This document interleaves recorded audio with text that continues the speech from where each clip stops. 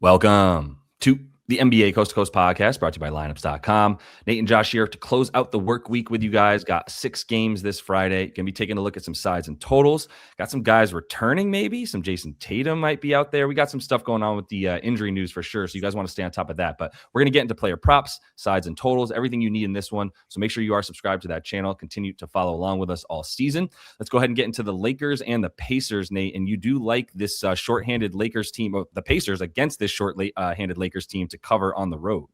Yeah, we assume LeBron's probably going to sit. Ayton's probably going to be out. So we'll see what happens with the rest of the injury report. Pretty exhausting game for the Lakers. They're trying to come back in Denver.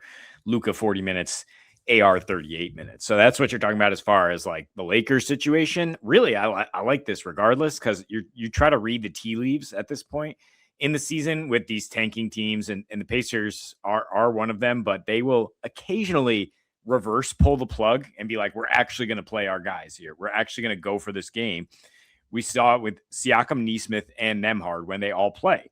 And yes, they played at the Clippers and they still got crushed. But the last two, when these guys all played, one in OKC, one at New York, both by 3 points, both extremely competitive, and all three guys played 37 minutes. So I think they come right back with this trio who are all listed probable, and they give the Lakers a good run, potentially win this game if you want the money line. But I mean, it's just a huge rest advantage situation in the sense that Indy's only played 3 games this month. One was at the Clippers 2 nights ago, so no travel.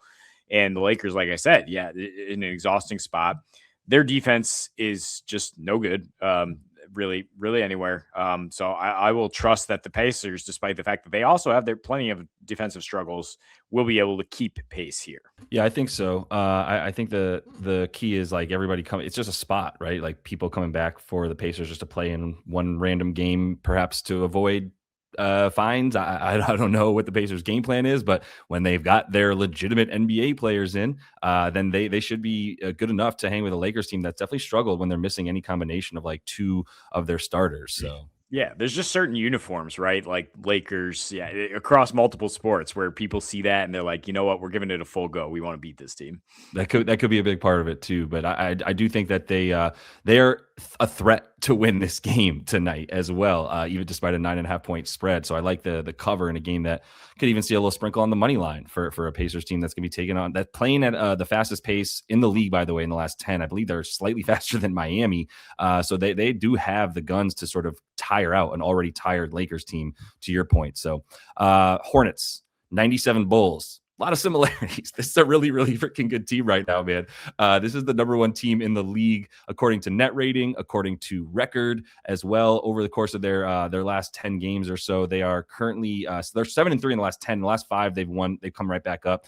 But that offensive rating above 120, the defensive rating below 108. This team's incredible, man, right now, and they've beaten plenty of good teams. They are, I think, there was some crazy stat like they're the first team to beat the last like 4 defending champions by like 20 plus points in a season or something crazy like that. So they are not scared of anybody, and nor should they be. Like I said, with the offensive rating is impeccable, man. Even when they've got like one of Miller, Khan, or LaMelo off court. To be fair, LaMelo off court is actually slightly worse. It's a smaller sample size, but LaMelo with either of those guys, and especially with both of them in Khan and Brandon Miller, that offensive rating is up at about 124.5 over the last 15 games. That's incredible, man.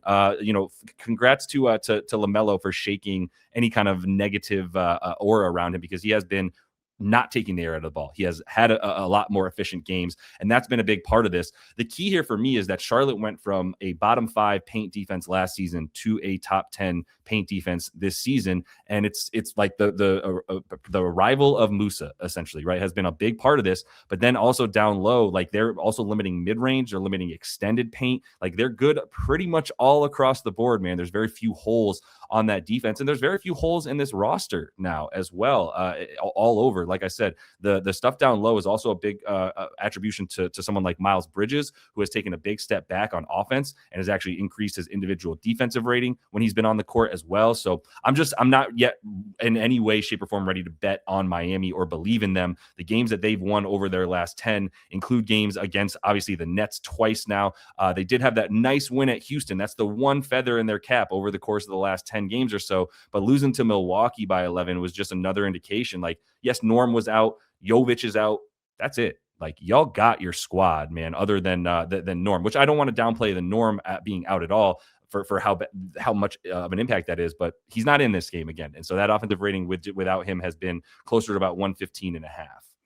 Yeah, and the lack of strength of schedule really shows in the data. Like, I was digging into this too, trying to take the points with Miami. Like, are we getting a little carried away with Charlotte? Is it a letdown spot after they beat the Celtics to say, like you say, like, got that trifecta? But Miami is allowing the second most wide open threes in their last 10 games. And now you go face the Charlotte Hornets, who will absolutely torch you from three, leading the league everywhere there. So yeah, Con Knipple, Coby White, guys who are probably going to be putting up points tonight. We'll see if Miami can keep pace. I think under here, though, at Houston, another spot, Rockets back-to-back after an overtime loss. So they're going to be probably playing slow, potentially sitting some of these guys who have been on the injury report. We'll see. But the last 6 back-to-backs for the squad have been at a 94 pace, and the games have averaged 204. Since January 1st, if you split this out, just like playoff teams, playoff picture versus tankers, they're averaging about 105 points. They're averaging 120 against tankers. So they will light up a Utah and a Sacramento, and then other teams, they'll try to just win with defense. Now, Portland's right on that dividing line, right? I mean, they're kind of being forced into the play-in because nobody else is giving it a go here, but they can defend. I mean, they will try to play fast at times, but Houston will probably slow this thing down. They're really good defending isolation, and that's the key here. I mean, KD has boosted this offense for Houston since the weird news over the All-Star break. But again, the overs were all against tankers. And even though he actually lit Kamara up in 2 matchups earlier this season, those games only averaged 209 because, like, nobody was scoring in the paint. Klingon had that on lock. 38 paint points each on average. Nobody's getting the free throw line. I mean, except Denny Avdia, who's doubtful tonight. And Houston's just not getting in transition. So they're probably not going to capitalize on Portland's turnover issues. They're also 57% to the under after a loss. So may chew them out a little bit after losing to that shorthanded squad. They probably come right back with some strong defense against the Portland offense that is very inconsistent. Very inconsistent because they relied entirely on Denny Avdia free throws. It's like if Avdia didn't get 10 to 15 free throw attempts, this team didn't win. And now he's not even around to do that, much less Shaedon Sharpe, much less Caleb Love, another guy that you would be like, oh, another scorer. The Rook could get it done for them a bit. Nah, it's Drew Holiday and the boys at this point. And I don't trust the boys very much, even though I do trust Drew a bit. Even against Houston, that's the only guy that I'd be trusting right now. Kling Kong too, clinging out there after he got ejected in that last game where he had like a 14.5 point rebound line. He got 9 at the half. So he's still playing well, but that's still all just choppy, chunky, slowy nastiness for a team that is just, it's, what do you say about Portland at this point? They're just mid, and a tired older Rockets team with 3 guys on the injury report that'd be crucial in terms of Amin, Şengün, and Jabari as well. Yeah, this one leans a little bit more to the under in a closer game than you might think as well. This one has a close spread. I still don't believe in my boys. They covered 4 against OKC the other day. That was at home. And I think there's a little bit of sort of trickiness going on with their recent road record, which we've been talking about consistently, because in their last 8 road games, they're 6-2 on the road. I just want to point out who those games are against. They have owned Toronto this season. They're beating them by an average of 16 points per game on their games against Toronto this season. Beat them twice in this last span. Got hammered by Detroit and got hammered by Cleveland on the road. I would say those 2 teams are a lot more alike than the teams that they've beaten, such as Milwaukee on the road, Chicago on the road, an Embiid-less Philly team on the road, Embiid-less and Paul George-less and Kelly Oubre-less Philly team on the road that they waxed. And then they did have that nice win against Boston, also missing some players in that one. So there's just a little bit of like, you got to sneak a little bit deeper than just the recent, like, oh, they're 6-2 and they've sort of turned things around on the road. Not buying that. Road dogs have been bad for them too, failing to cover about 62% of the time when they're on the road as underdogs as well. Slight underdogs in this one, but we've got Aaron Gordon questionable. Huge, obviously massive. If Aaron Gordon, 20 minutes of Aaron Gordon is impactful, very, very impactful for this Nuggets defense that is way better, about 8 points per 100 possessions better on defense with Aaron Gordon on court right now. I think all of that just leads to Denver at home, New York on the road. I'll take this small spread. They're basically saying the Knicks are like a point or so better on neutral floor. Like I'm just not there with it just yet. Yeah, you buried the lead. Aaron Gordon coming back. Like that's everything right now for how this Nuggets team has been playing defense and also the connectivity on offense that they need. And Josh Hart is questionable too, right? And the Knicks are, that's a big shift when they don't have their heartbeat, if you will. Well said. I'm still on the Pacers. And I think this man is undervalued with the line. I mean, you can take 30.5 and drink some juice, but projection should be closer to like 35 for Siakam here, considering he's barely played. In the last month, he's only played 3 games. He's averaged 30 a game, right? 29.7 on 53% shooting. It helps to have an extreme amount of rest. He's also been a metronome all season. Like even when they get blown out, he's scoring 29 like he did at the Clippers. So if you are somebody who just likes to bet props and doesn't want to mess with the Pacers there holding your nose, then bet Siakam by all means. Like the Lakers, if Ayton is out here, you could worry like, oh, Jackson Hayes is a better rim protector. Like maybe they have, better interior D. I think JJ is going to lean into it and go 5 out and like have Rui at the 5 and stuff like that. And this game's just going to get pace and space all over. And the Lakers they run people off the line. They try to get the ball out of the point guard's hands and avoid these pick and roll situations. And that's all money for Siakam. It's just like he's the secondary action guy. He's the guy who wants it to get helter skelter and get in the paint, shooting 78% on his paint touches in his last 6. Huge usage rate, 34%. Because again, he's fresh when he actually does play. I mean, if you're just talking hit rate, 12 of his last 15, well over this PRA, averaging 37.5 PRA on the road since the start of the year with a higher usage rate. And like I said, I think they're going to be outgunning in the crypto, right? What it's called now at the Lakers. And I think Siakam's going to be a big part of that.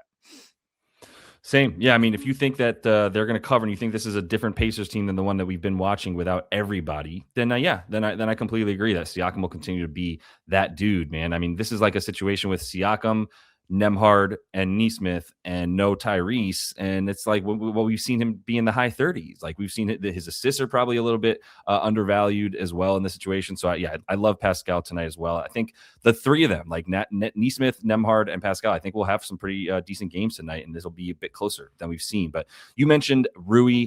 I think he's about 10.5 with LeBron and Ayton out there. That's been about, 9.5 has been about fair for him. My point here is like, there's probably 3 to 4 points available just for Rui in that sense. He's averaging 14 a game when he plays without LeBron, right? And in there's like one game without Ayton, he had 15 in that one. That's just where he's at. He's at about 10 to 12 field goal attempts, and it's pretty consistent at this point. And it actually extrapolates nicely when you look at him with all those guys. Dude, he's at like 5, sometimes 6 field goal attempts.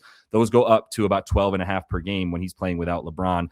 The free throw attempts go up a bit. He's hit 2 threes in all of those games. He's averaging about 5 attempts from 3. That's pretty crucial too, because that's, again, goes up from about 3. It goes up like 2 3-point attempts just because there's no LeBron out there that's taking so much of those touches and usage. So like Rui tonight, 11.5. I think this is like a potential 15 plus kind of game for him. They're going to need somebody who I don't think he played quite as many minutes last night as he will tonight. So this will be a good spot for him. We mentioned how bad the Lakers are defensively. Like the Pacers are worse. If you just go by the numbers, like in their last 9, like absolutely ravaged at the rim. So these guys, anybody should have some success down low here. Coby White getting used to his new surroundings here and really ramping up the aggression in the last 2. So this number again seems low to me. I think you could have a projection. I see projections as high as 18 points, which is his season average in this particular spot because it's this pace up spot against the Miami Heat.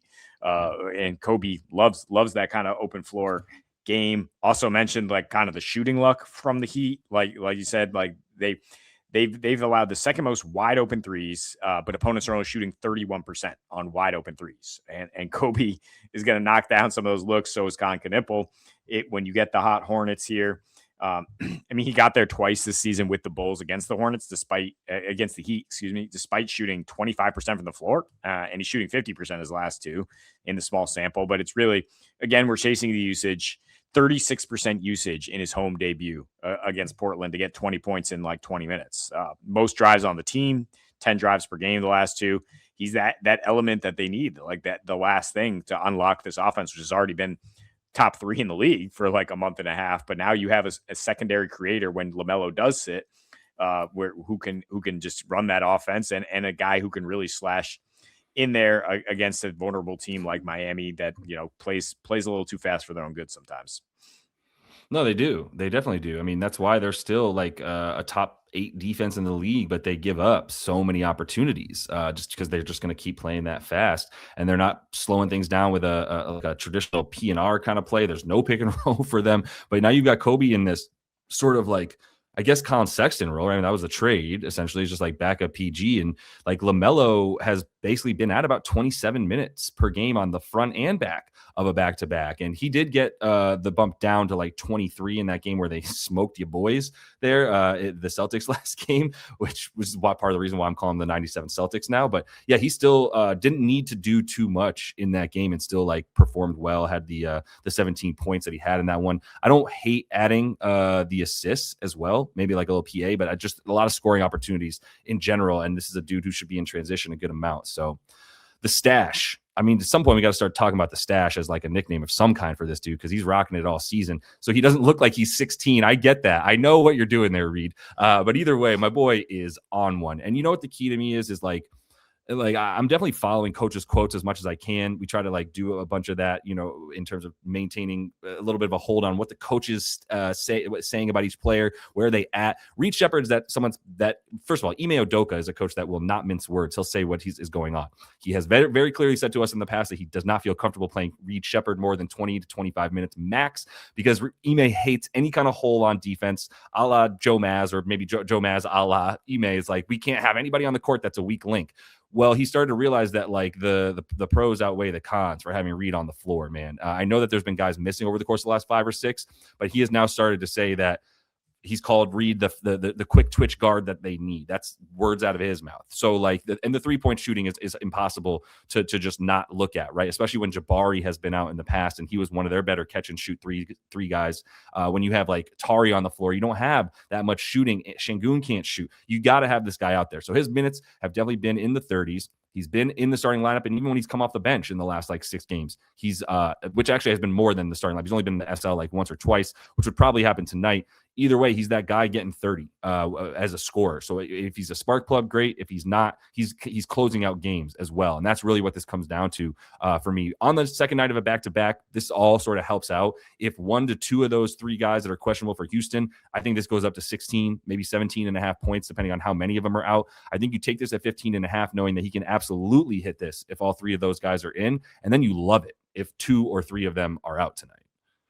Yeah, I'm with it. Even though I like under for this game, I mean Portland. This is where they're vulnerable because Drew is taking on so much of an offensive load. I mean, he's not going to be stopping Reed Sheppard, and then you got Scoot getting all the run he can in a developmental role. And I think Reed will feel right at home going head to head with Scoot. Going against Scoot. Yeah, I would agree. Scoot's been somewhat of a liability there. So that is all the time we have for you guys in this one, though. Definitely make sure to subscribe to that channel. Coming back to you Monday next week and all the rest next week and the rest of the season here with plenty more action. So until we see you next, happy betting.